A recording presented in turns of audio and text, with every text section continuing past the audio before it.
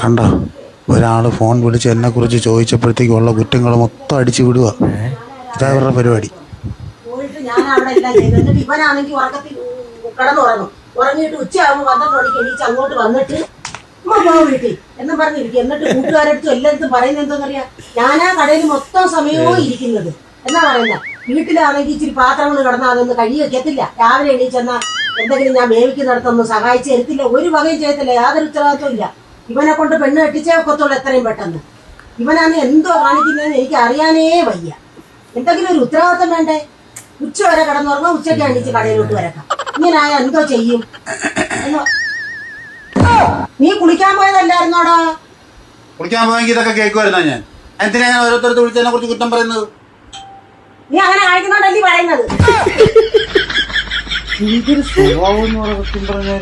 ഇതാ പരിപാടി.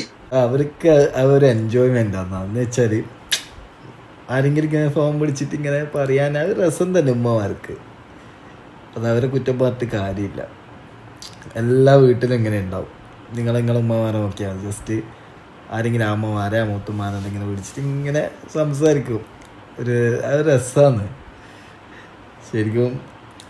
ഇതെല്ലാം കേട്ടപ്പോൾ ആൻ്റെല്ലാം പറയുന്ന പോലെ തന്നെ എനിക്ക് തോന്നിപ്പോയിട്ടോ.